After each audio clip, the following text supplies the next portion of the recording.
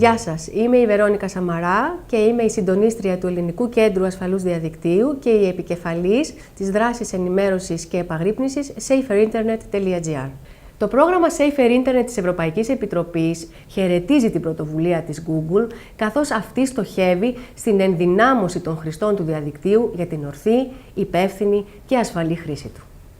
Το διαδίκτυο αποτελεί καταπληκτικό χρηστικό εργαλείο επικοινωνίας, μάθησης, δημιουργίας, διασκέδασης, εργασίας. Είναι δε αναπόσπαστο μέρος της καθημερινότητας των παιδιών και εργαλείο που θα χρησιμοποιούν σε πολλούς τομείς της προσωπικής αλλά και μελλοντικής επαγγελματικής του ζωής. Συνεπώς, δεν μπορούμε και δεν πρέπει να το απαγορεύσουμε στα παιδιά μας, αντιθέτως, πρέπει να τα βοηθήσουμε να μπουν στον κόσμο του διαδικτύου από μικρή ηλικία, έτσι ώστε να μάθουν με την καθοδήγησή μας να το χρησιμοποιούν με ασφάλεια. Όπως και ο πραγματικός κόσμος στον οποίο ζούμε, έτσι και ο ψηφιακός ενέχει κινδύνους, εάν δεν προσέξουμε κάποια βασικά ζητήματα.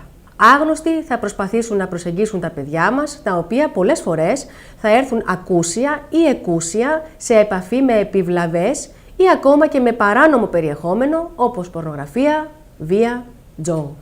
Τα παραπάνω ζητήματα προϋπήρχαν του διαδικτύου, το μόνο που άλλαξε είναι το μέσο, το οποίο, αν το επιτρέψουμε εμείς, θα φέρει το πρόβλημα στο σπίτι μας πιο εύκολα και πιο γρήγορα. Η συνομιλία με αγνώστους στο διαδίκτυο χωρίς κριτική σκέψη και η συνάντηση με άτομα που τα παιδιά γνωρίζουν μόνο μέσα από το διαδίκτυο, χωρίς να έχουν γνώση οι γονείς, μπορεί να ενέχει σοβαρούς κινδύνους για τη σωματική ακεραιότητα των παιδιών. Δεν είναι δύσκολο να φανταστούμε τις επιπτώσεις της αλόγιστης δημοσίευσης προσωπικών δεδομένων ή φωτογραφιών που μας στοχοποιούν στο φυσικό κόσμο. Το διαδίκτυο αποτελεί χρηστικό εργαλείο για πολλούς τομείς της ζωής μας. Επικοινωνία με τους δικούς μας ανθρώπους και όχι μόνο σε όλο τον κόσμο. Ένας εκπληκτικός κόσμος διασκέδασης για όλη την οικογένεια. Πρόσβαση σε γνώση που πριν από λίγα χρόνια θα φάνταζε σενάριο επιστημονικής φαντασίας.